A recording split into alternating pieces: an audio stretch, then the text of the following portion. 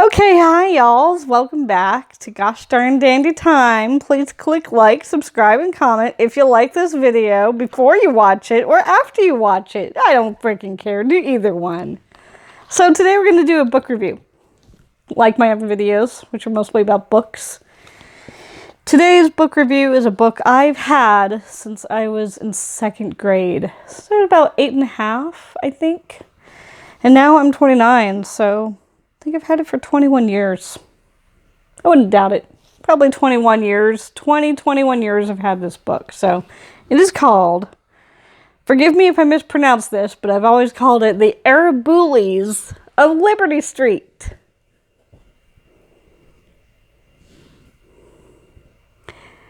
This is the back.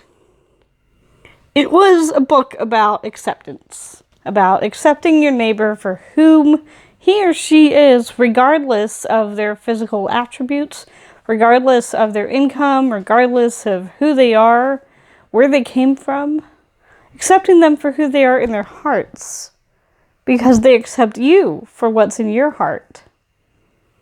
That's what the book was about. I mean, yeah, some could say that's very vague, but it truly was about acceptance of your neighbor. And not hating on them, no matter how much your other neighbors in your HOA want you to hate them.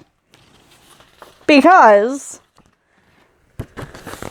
all these houses look alike, which makes me think this book was designed for children who lived in HOAs, aka housing authorities. Now, it starts out with some kids playing in their front yard. Yeah. Some kids playing in their front yard. 2 kids playing with a soccer ball, another kid on a trike, 2 other kids just like doing something in their front yard, sitting on their porch. And then we have your neighborhood snitch. Yeah, that's right. Your neighborhood snitch couple, your baby boomers who call everybody else snowflakes, who call us overly privileged, overspoiled snowflakes, and here you have your baby boomers of your HOA getting in your face, sticking their heads out their windows, still in their pajamas, looking at you from a high-up perspective, but looking down on you at the same time, being condescending and hateful and spiteful. One with a pair of binoculars, the other looking like she's sucking on lemons since the day she was born. So you got another picture of a child in a bedroom, lonely, sitting on a chair, staring out the window, imagining in her head all the fun she could be having if she didn't live in an HOA. All the fun she could be having with her friends outside if there was no neighborhood snitch. Then one day, a whole caravan of new neighbors show up.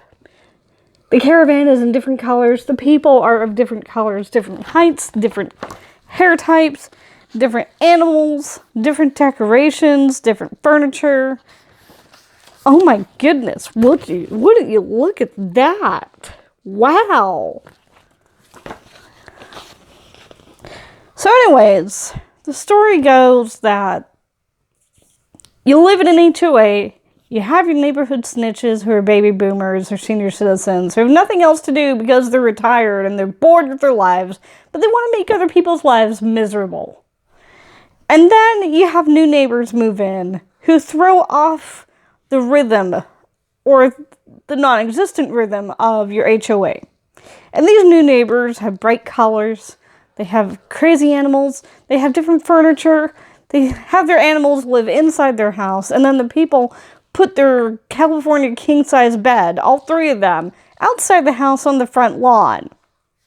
And everybody sleeps all in the same big bed, and everybody has their living space outside, the animals getting the rest of the house. Now that, to me, sounds like a pretty good deal for the animals, eh? But still, they start painting the houses. Their own house first, then a couple of other neighbors decide to join the party of everybody is individual. Everybody is accepted. Everybody is loved. Let's paint our houses and not be like the rest of the other houses. Let's all be happy. But then the only house not painted was the neighborhood HOA snitch and his stupid wife with her lemon-sucking face. And they're so negative, they're so miserable, that they decide to call in the army. I'm gonna call in the army! Their own backup plan to try to get the new people out of the neighborhood. Doesn't sound like that. That sounds like an HOA nightmare that I've seen those random news clips from all over the Midwest and all over the US. You see these news clips from all the independent news stations about HOA nightmares. This book is kind of like that. The Araboolies of Liberty Street is about HOA nightmares and how being the neighborhood snitch in an HOA can backfire on you by the army tanks taking away your own house instead of the new neighbor's house. Now that, to me, sounds wonderful. And then the final 2 pages were just of watercolor of green grass and some cars on a road, and you don't really have a lot going on. But then in the middle of the pages, you have, in the distance, all the houses with the bright colors. Then you have another HOA of just white houses. Where would you want to live? The neighborhood with bright colored houses or the HOA with white houses? Me? The neighborhood with colorful houses. And that's what it means, people, to live in an HOA. You're not individual. You're not your own. You don't really own your front yard or your backyard. You don't have any independence. You have a house, but it's not really yours. The lesson of the story, the moral of the story, is don't live in an HOA. Because otherwise, you're going to be like the general and his wife, and you're going to call in the army. But ultimately, I went off on 10 different tangents, didn't I? Yes, I did. The Araboolies of Liberty Street is a great book for adults, but it's also a great book for kids. It covers the same message to everyone. Accept your neighbor for who they are in their hearts, not what they have on the outside. But then for the adults, I guess one could say, don't live in an HOA. Just don't. Don't make yourself suffer. It's not worth it. And that's it, folks. That was the Araboolies of Liberty Street, written by Sam Swope, pictures by Barry Root. One more photo. There we go. Don't live in HOAs. Have a good night, y'alls. Please click like, subscribe, and comment. Good night.